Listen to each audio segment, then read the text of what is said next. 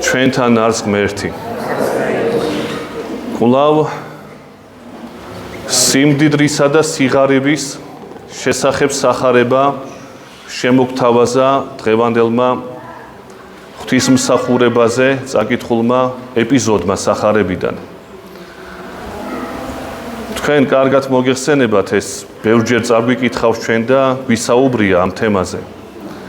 ერთი ჭაბუკი მივიდა მაცხოვართან, ეკითხება, როგორ ცხონდე მე? მაცხოვარი ძალიან მოკლედ ეუბნება, რომ დაიცავი მცნებები, არა იპარო, არა იმრუშო, არა კასკლა და შეიყვარო მოყვასი შენი ვითაცა თავითვისი და ასე შემდეგ.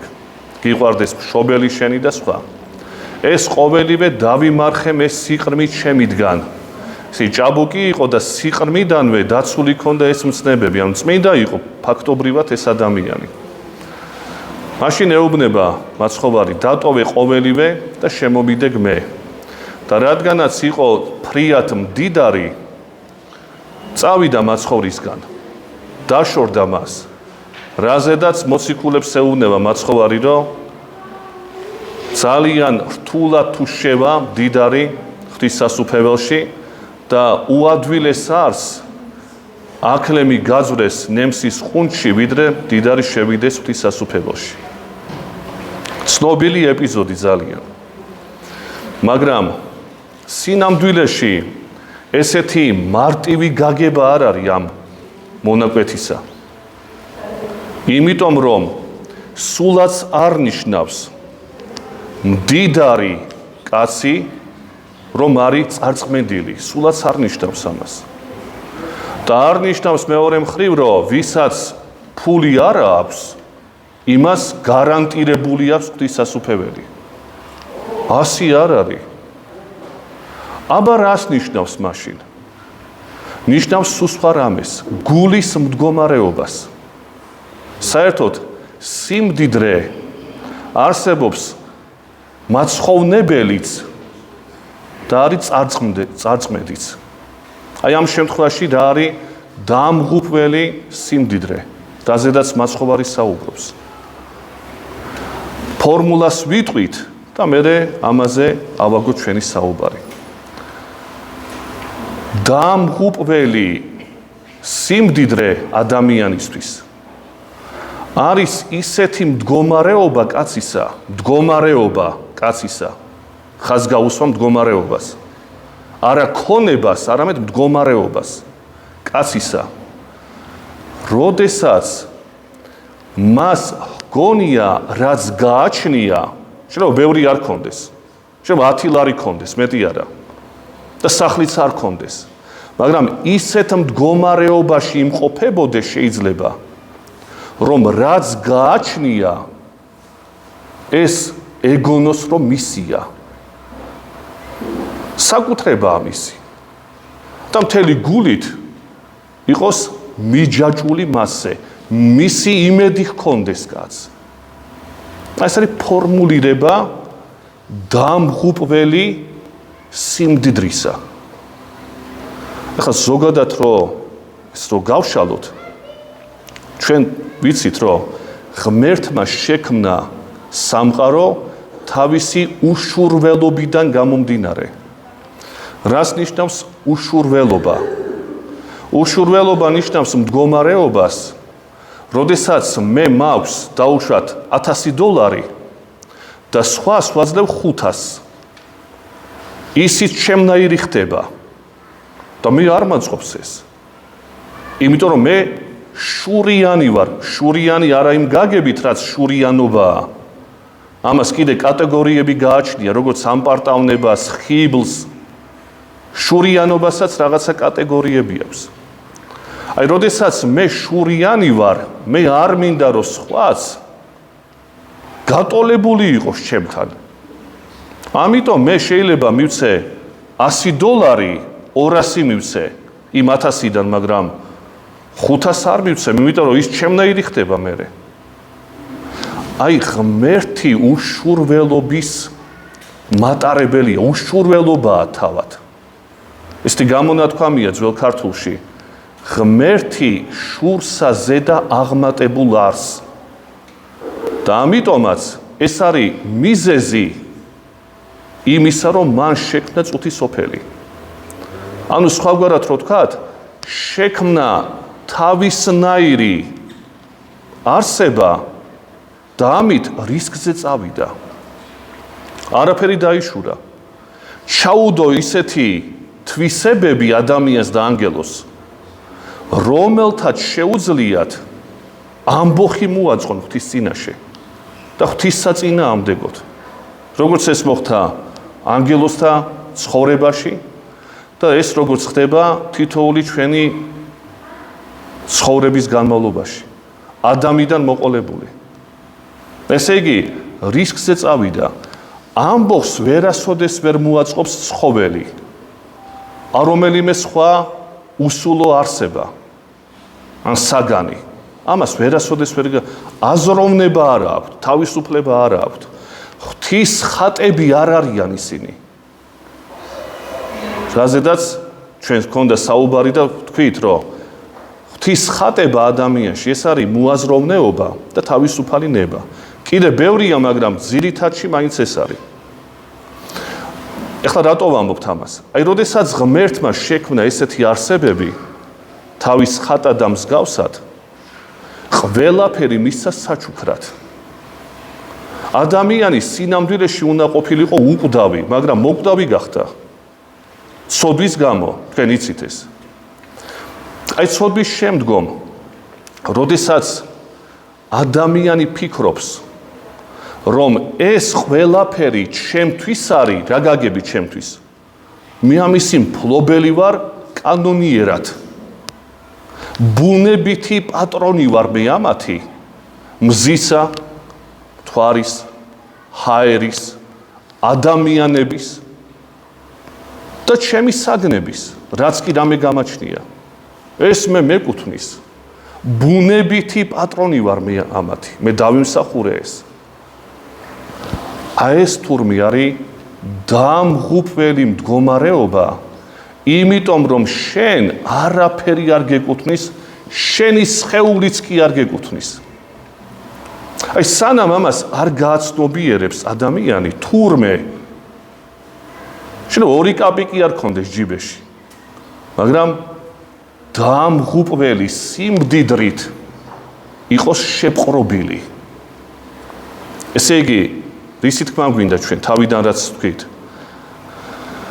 დამღუპველობა რაოდენობაში კი არ არის სიმდიდრის,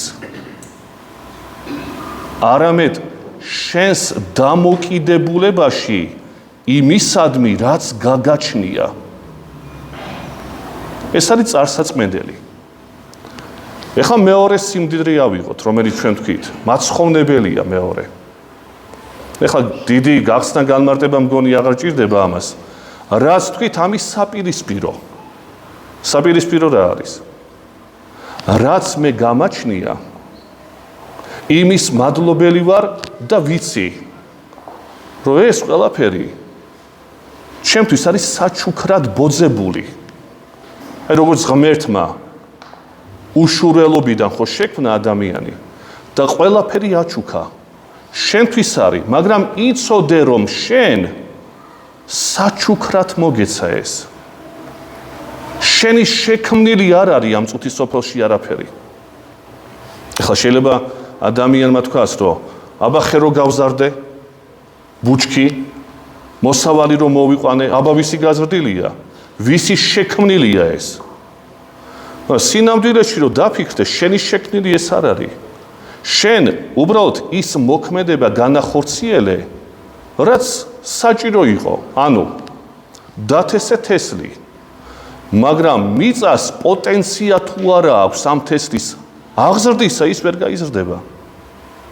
იმას ჰაერი ჭირდება, იმას მზე ჭირდება, იმას მორწყვა ჭირდება და ეს ყველაფერი შენ არ შეგიქმნია. შენ მოძრაობას აკეთებ, მოქმედებას აკეთებ ერთგვარს. დანარჩენი არის ღვთისა. აი, როდესაც შენ გგონია, რომ შენია ეს, აი მაშინ ახარ წარწყმედილობაში თურმე. მაგრამ მეორე მხრივ, თუ შენ გგონია, შენ რომ ბევრი გქონდეს ძალიან, რაოდენობრივად, სახლები და ყველაფერი გქონდეს. მაგრამ შენ რო გონია და უნდა გეგონოს, რომ ეს არის ჩემთვის ბოძებული ღვთისგან პირველ რიგში, ჩემი წინაპრისგან, ან მე გავაკეთე კი ბატონო, ჩემი ძალებით. მაგრამ ეს ხომ მე სინამდვილეში არ მეკუთვნის. და ხვალ და ზეგ სუსხვისა იქნება ეს ყველაფერი. და შესაბამისად რა დასკვნა უნდა გააკეთოს გონიერმა ადამიანმა, რომ ეს ჩემი არ არის. მე უნდა წავიდი აქედან. ჩემი გული არ უნდა იყოს მიჯაჭული ამ ყველაფერზე. და რატოა ესეთი კატეგორიული თქმა მაცხოვრისა, რომ ვერ შევა ასეთი ადამიანი იქ, სადაც წმინდანები არიან. ძალიან მარტივია, იმიტომ რომ ღვთისასუფეველი თავისუფალ ადამიანთა სამკვიდრებელია. თუ თავისუფალი კაცი არა ხარ, შენ იქ ვერ მოხვდები. სამწუხაროდ დღეს ამ თავისუფლების ახსნაც ჭირდება, იმიტომ რომ ისეთი თავისუფლებებია დღეს ქადაგებული საზოგადოებაში, რომ ის სასუფეველი, რომელზედაც საუბარი გვაქვს ჩვენ, იმ ლიბერალურ მდგომარეობას კი არ ნიშნავს, რასაც დღეს აღვირახსნილობის კუთხით შემოაქვთ ჩვენთან და თავისუფლებას ქადაგებენ. თავისუფლება, რაც მაცხოვრისეულია, პირველ რიგში ნიშნავს ვნებებისაგან თავისუფლებას. შეიძლება კაცი პატიმარი იყოს. შეიძლება კაცი მონა იყოს, მონობა იყო, სადღაც მე-18 საუკუნემდე. მონობა იყო ჩვეულებრივად. მაგრამ შეიძლება ეს მონა იყოს თავისუფალი, ვნებებისაგან დაცლილი. მიჯაჭული არ იყოს იმისადმი, რაც გააჩნია მას. აი ასეთი ადამიანების სამკვიდროა ღვთისასუფეველი. და არა ის, რაც ხშირად ჩვენ გონია, რაც უფრო აღვირახსნილი ვარ, უფრო თავისუფალი ვარ. პირიქით თავისუფალი კი არა, შენ ახარ პირველ რიგში მონა შენი მოთხოვნილებებისა. ამას წინ მოვისმინე ერთ-ერთი რაღაცა პატარა გადაცემა იყო. ადამიანი, რომელმაც თავისი იაფფასიანი მუსიკით დაიპყრო მთელი მსოფლიო, შეიძლება ითქვას. და რა ნარკოტიკი და რა არ დაულევია. გამოდის, მე დეპრესიაში ჩავარდა ეს კაცი. და მის თავი მოიგლა. იმიტომ რომ აი ესეთი აღვირახსნილი ცხოვრები ცხოვრობდა. გამოდის იმ დღეს და ამბობს, რომ საღ გონებაზე მადლიანი არაფერი ყოფილა. და მე მაინც დამიჯერეთო, ას აბსოლუტურად უღმერთო კაცია, ეს არ არის რელიგიური და პირჯვრის მწერელი კაცი არ არის. ეს არის აბსოლუტურად გონზე არ მოსული კაცი, მაგრამ გამოსადა ყველაფერი, რასაც იტყვიან. და ამბობს, რომ საღ გონებაზე, ჯამრთელ გონებაზე მადლიანი არაფერი ყოფილა. თან დათვლილი აქვს ის დღეები. ამბობს, რომ 160 დღე ალკოჰოლი არ მიმიღია. 120 დღე ნარკოტიკი არ მიმიღია. თან დათვლილი აქვს, იმიტომ რომ აინტერესებს გაუძლებს თუ არა. ეხლა ნორმალური კაცი ღვინოს როდის დალევს, ამას არ ათვლის, მე რომ მეორეთი რომ მოუწევს. მაგრამ ესეთი ადამიანები თვლიან, იმიტომ რომ აინტერესებთ გაძლებენ თუ არა და დათვლილი აქვს ამ კაცს. ხო და ეს არის მონა. მონობაში მყოფი მდგომარეობა ადამიანის. აი მისაგან რომ გათავისუფლდები, თურმე ხარ ღვთის სასუფეველის მკვიდრი მხოლოდ მაშინ. იმიტომ რომ ჯანმრთელი დამოკიდებულება გაქვს იმისადმი, რაც შენ გაგაჩნია და ფიქრობ, რომ ის ჩემი არ არის. ეს დროებითია და თუ დროებითია, არ ღირს გულის გადაყოლა ახლა ამაზე. თავისუფალი უნდა ვიყო მე. საჩუქრად მომეცა და ამ საჩუქარს როცა უნდათ მაშინ წამართმევენ. აი ეს არის დღევანდელ სახარებაში მონათხრობი. ამიტომ რთული თურმე ასეთი მდიდრის შესვლა ღვთის სასუფეველში. დატვირთულია, არა ჯანსაღი მდგომარეობით ცხოვრობს. ტვინი არეული აქვს ასეთ კაცს. და გულიც მიჯაჭვული. და რო ართმევენ ჯერ აქ ხდება ცუდა, დეპრესიაში ვარდება. და დეპრესიაში მყოფი როგორ მოხდება ღვთის სასუფეველში, სადაც მარადიული სიხარულია. ღვთის დიდებაში, იქ სახლები და კარები და ფულები არ არის. მაგრამ შენ რომ მიჩვეული ხარ აქ ამ ყველაფერს და მიჯაჭვული რო ხარ, იქ ხო არ მოიტანენ ამას და დაიტანჯები. უფრო მეტად ვიდრე ჯოჯოხეთში შეიძლება ვთქვათ. ასე რომ წარწმენდაში ჯობია იყო, როგორც მამები ამბობენ, ვიდრე იქ, სადაც არ დაგედგომება, იმიტომ რომ გაცილებით დიდ ტანჯვაში იქნები შენ იქ. დააგდოსოთ ღმერთმა და მოგცეს უფალმა ის მეორე სიმდიდრის განცდა, რომელიც ჩვენ ვახსენეთ. დაგვეფასებინოს სწორად ის, რაც გაგვაჩნია და გულის მიჯაჭვულობა არ ქონოდეს. სხვაგვარად ვიქნებით წარწმენდის შვილები. ამიტომ რთული შესვლა იქ. ღმერთმა მოგცეს ჯანმრთელი აზრი. ამინ.